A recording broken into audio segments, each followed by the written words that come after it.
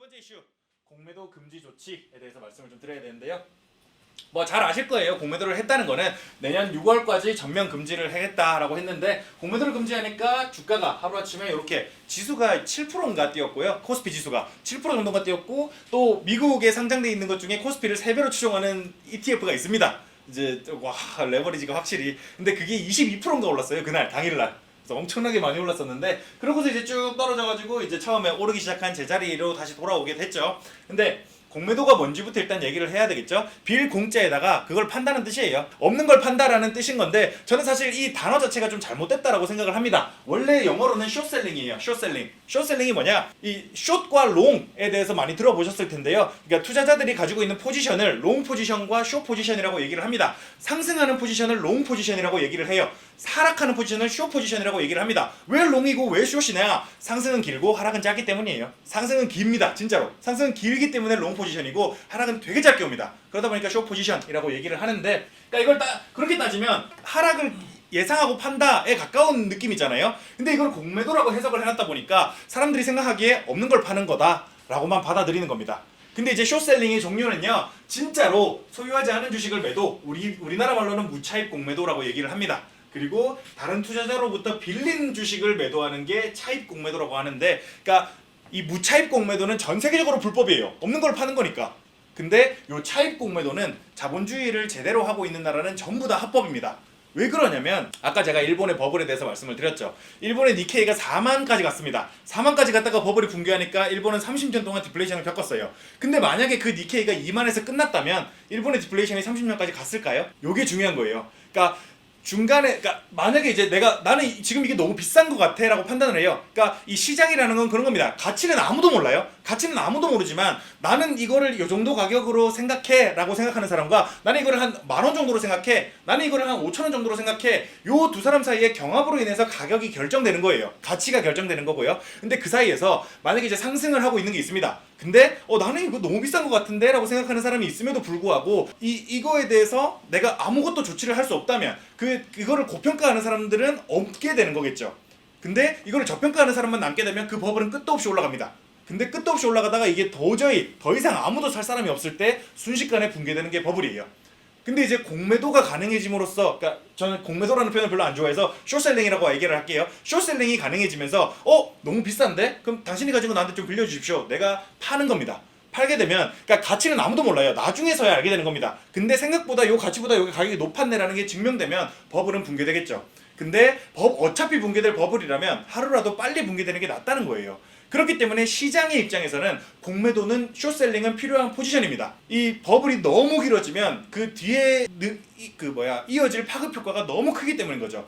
그 와중에 공매도 포지션을 가지는 사람도 그만한 리스크를 져요. 숏셀링을 하기 위해서는 그 사람으로부터 주식을 빌려야 되고, 그걸 빌려가지고 나중에 판 다음에 나중에 사서 갚아야 됩니다. 근데 그게 더 오르게 되면 나중에 나는 갚을 때 더 큰 부담을 져야 되는 리스크를 감당을 하는 거죠. 그래서 이 숏셀링을 하는 사람도 사는 사람만큼이나 큰 리스크를 가지고 투자를 하는 게 숏셀링입니다. 그리고 국가적 입장에서, 뭐 개인적 입장에서는 별개고, 국가적 입장에서 아니면 자본주의 시장 논리에 의해서는 되게 필요한 시스템이다 라고 볼 수가 있겠습니다. 당연히 없는 걸 파는 건 안 되죠.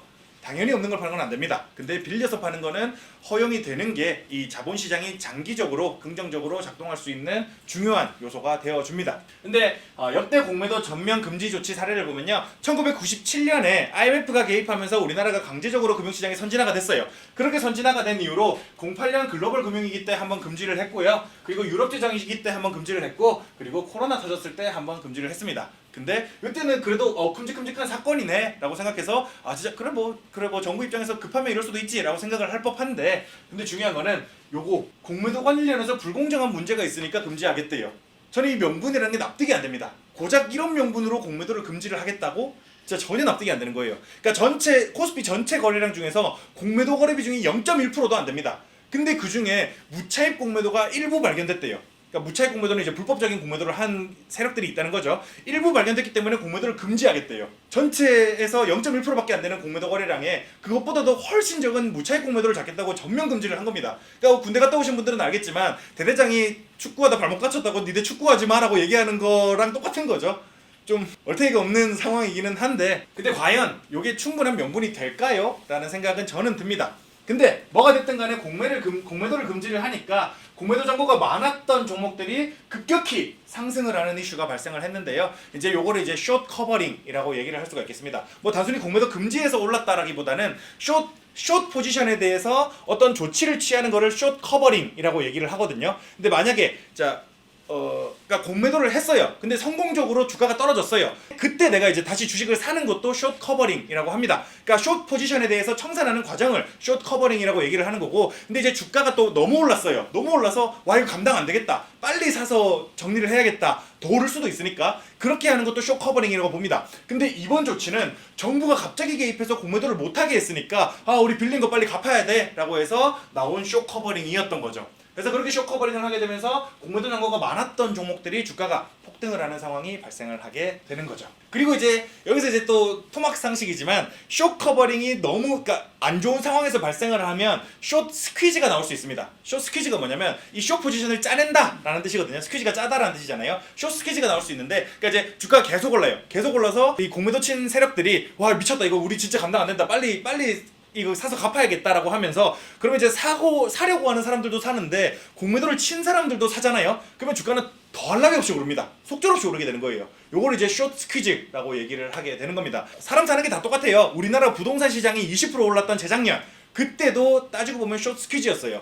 우리나라는 전세라는 전 세계에 유례 없는 제도를 가지고 있죠. 요 전세 제도가 어떻게 보면 숏 포지션이에요. 내가 사지를 않고서 그 자산을 점유하는 거니까요. 그래서 이 전세가 이제 내가 전세 포지션이다 그러면 숏 포지션이다라고 보셔도 됩니다. 근데 이제 집값이 오르기 시작하면서 숏 포지션을 가지고 있던 전세 살던 사람들이 진짜 계약 안 되고 뭐하고 하니까 난리가 났었잖아요. 그래서 비싸게 사더라도 사자라고 하게 됐던 거고 그때 발생했던 게 숏 스퀴즈였던 거예요. 그래서 그렇게 해서 전세가 대거 청산됐고 매매 가격이 급등을 하는 이슈가 발생을 했었죠. 그래서 주식시장도 그렇지만 부동산 시장도 그러니까 사람이 하는 것들은 다 똑같은 거예요.